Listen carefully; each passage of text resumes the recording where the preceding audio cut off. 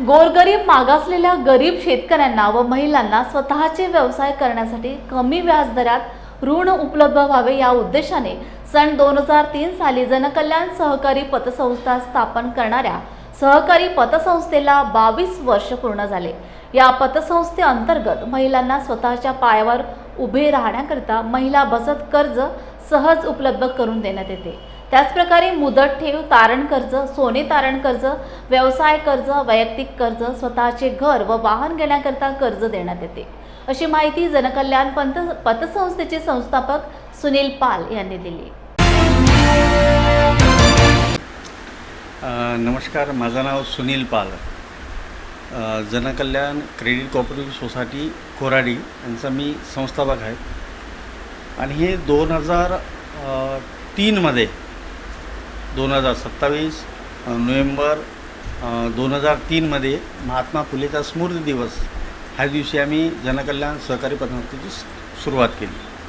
आता ह्या Koradi credit cooperative sector credit आपण दुकानात गेल्यानंतर उधारी जेव्हा मागतो तेव्हा आपण लोकांना म्हणतो माझे क्रेडिट नाहीत का, म्हणजे क्रेडिट म्हणजे उधारीवर, माझ्या क्रेडिटवर मला द्या, म्हणजे तुमच्याकडे काही नसताना तुमच्या क्रेडिटवर लोकांनी दिलं पाहिजे।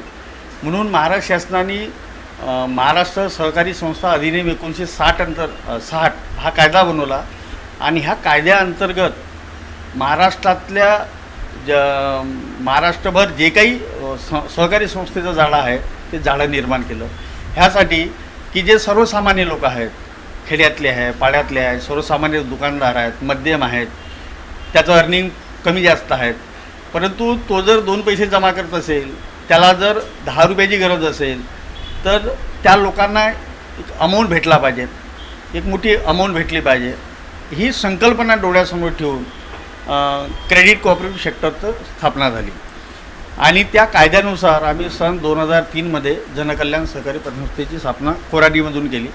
सुरुवातीला 100 मी सभासदाकडून पैसे गोळा केले, सभासद फी गोळा करून संस्थेचं रजिस्ट्रेशन मिळवलं आणि संस्थेला एका छोट्याशा रूममधून आम्ही सुरू केलं।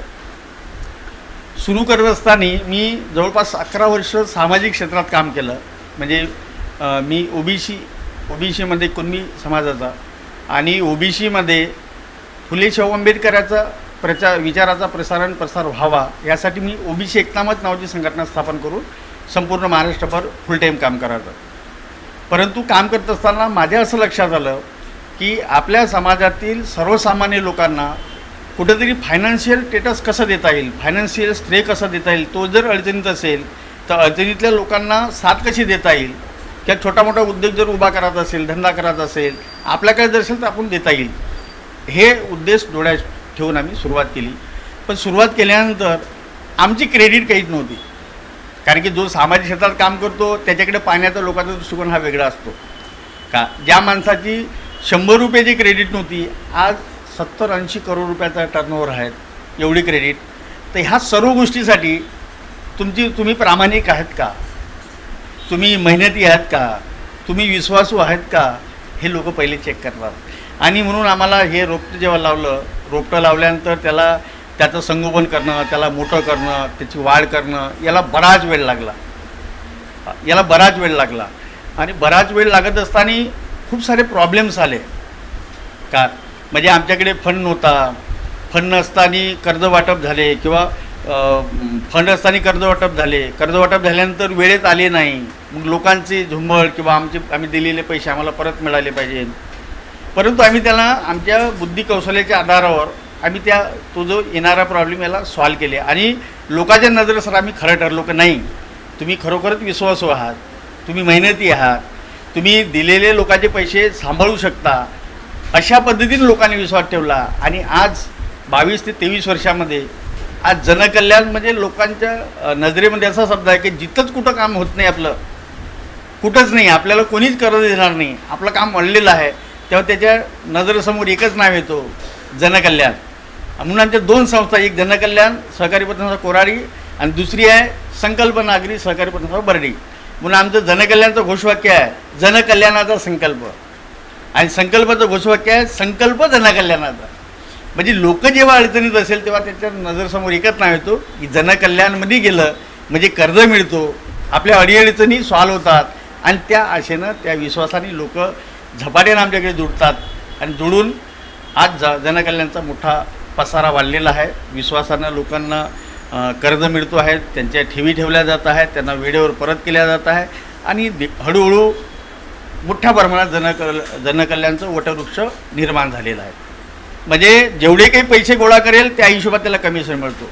पण तो जर समजा 10 वर्ष 20 वर्ष त्याने काम केल्यानंतर जेव्हा त्याचा दौडधुपीचा वेळ आहे किंवा पिरियड आहे कालमर्यादा आहे तोपर्यंत दौडेल तो.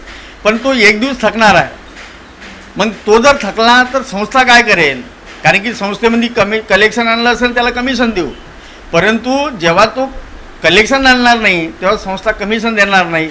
पण त्याचा परिवार त्यांनी 20 वर्ष संस्थेसाठी जर दिले असेल तर संस्थेनं जनकल्याण सहकारी पतसंस्था आणि संकल्प नागरी सहकारी पतसंस्था ह्या संस्थेने काय केलं की आमचा जो एजंट आहे कर्मचारी आहे त्याला मरेपर्यंत पेन्शन मिळालं पाहिजे. तो जर मार्केटमध्ये जर फिरत असेल त्याच्यावर त्याचं कुटुंब निर्भर आहे, त्याचं पत्नी आहे, त्याच्या मुलं आहे, त्याचे आईवडील आहे. उद्या मार्केटमध्ये फिरत असताना काही कमी जास्त झालं तर जनकल्याण सहकारी पतसंस्था आणि संकल्प नागरी सहकारी पतसंस्था यांनी कर्मचाऱ्यासाठी पेन्शन योजना सुरू केलेली आहे. म्हणजे त्याचं जेवढी कमाई जेवढं कलेक्शन त्या हिशोबाने ते पेन्शन योजना सुरू केलेली आहे. आता आम्ही जवळपास 10 वर्षाची केलेली आहेत. म्हणजे 10 वर्ष त्यांना पैसे भरायचे, त्यांना स्वतः पैसे काहीच भरायचे नाही आहे, संस्थाच पैसे भरेल. 10 वर्ष पैसे भरून झाले की त्याला 11व्या वर्षीनंतर 12व्या वर्षीनंतर त्याला मरेपर्यंत पैसे भेटत जाईल. त्यानं तो काम करो अथवा न करो, तो गेल्यानंतर ते पैसे त्यांच्या मिसेसला पण मिळेल. मिसेस गेल्यानंतर ते वाचलेले जे पैसे आहे ते पैसे त्याच्या मुलाच्या आणि मुलीच्या सुद्धा कामात येईल.